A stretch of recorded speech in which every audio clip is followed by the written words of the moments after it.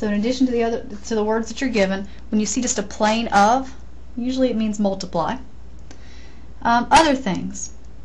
If you're ever looking at a problem that you can't just literally translate, and you're talking about, I don't know, you're trying to figure out what process to use, remember things like for add, the idea of the problem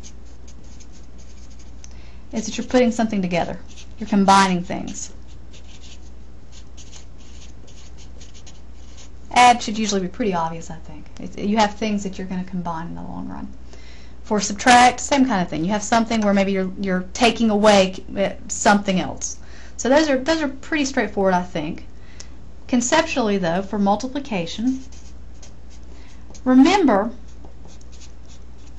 that what multiply does is it makes things snowball. It makes things get bigger.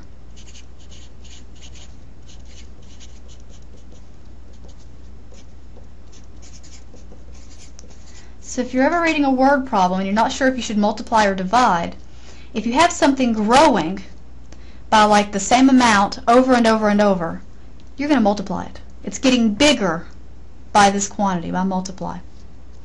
And divide is basically the exact opposite. The concept in a division problem would be that you have pieces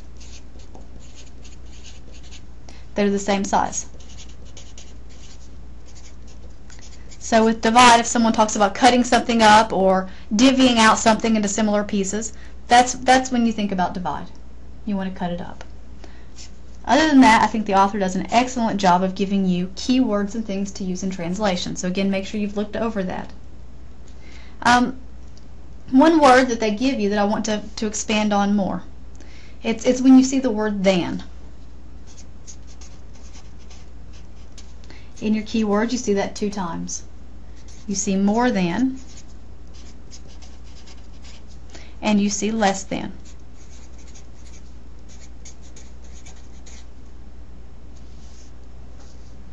More, of course, you saw, means plus, and less means minus. But the than in these do very strange things to the way you translate it. You can't just put the symbol in there. Than plays very strangely. What it does is it's going to take whatever's in front and throw it to the end. Throws stuff in front, I'll say FRT for front, to end. That's what than does. It's a very strange word in our language. Well, the way it acts when you're translating is very strange. Let's go through some examples. There's a lot to practice, so make sure you work a lot by yourself because this will not encompass every possibility of a word problem. Even if you practice, it's not possible to get every scenario. But definitely practice a lot more than what we're doing right now. I'll start with a pretty basic one. Example.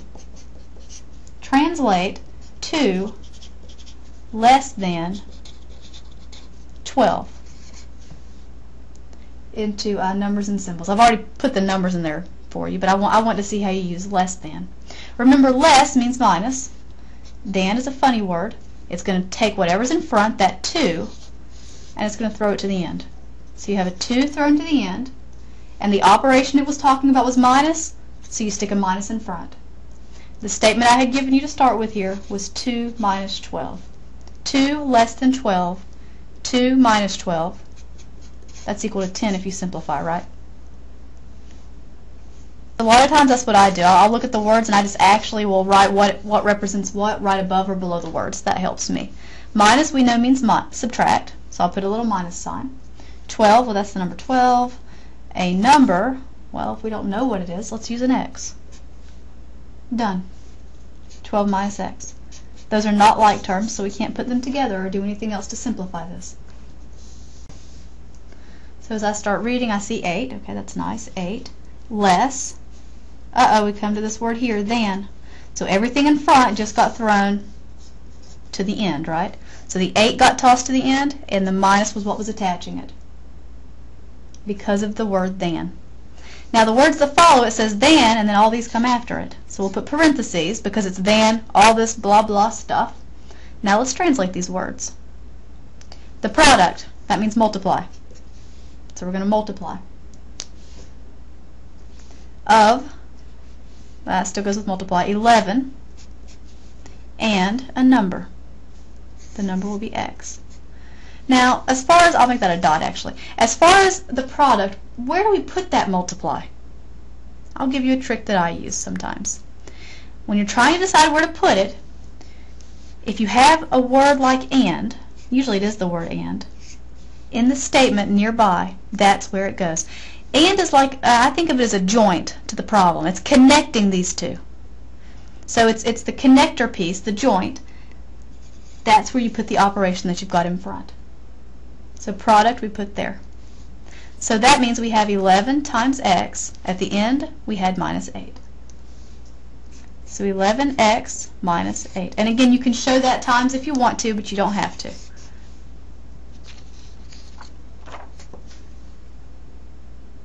So I have 9 less than, oh yeah, that's going to toss it to the end.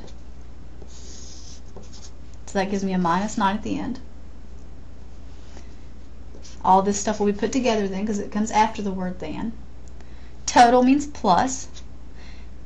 When I'm trying to decide where to put the total, I'm going to look for my joint word, the word that holds the other stuff together, and that's what's going to go in between them. So I'm going to put a plus. A number, that sounds like an x to me since we don't know what it is, and 2, that's just a 2. So x plus 2, I'll put the parentheses around it, minus 9. But of course you can simplify this.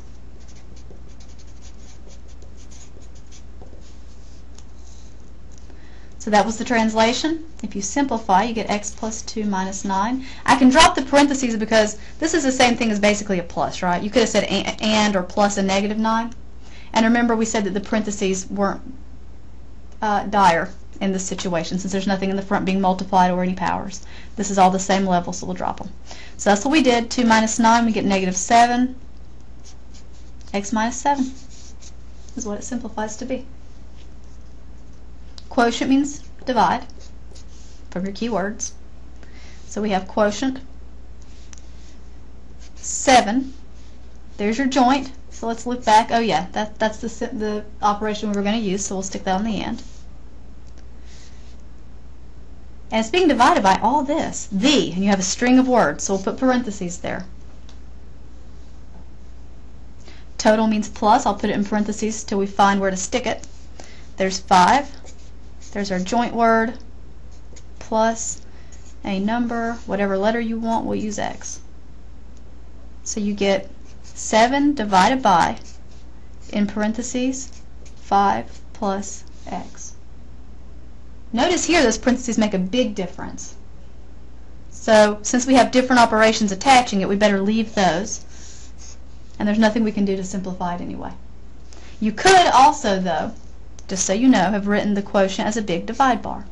7 divided by 5 plus x. Because remember, a big divide bar like that, that separates 5 plus x essentially with parentheses. So both of these are okay. One more, a non-literal one. Page 53,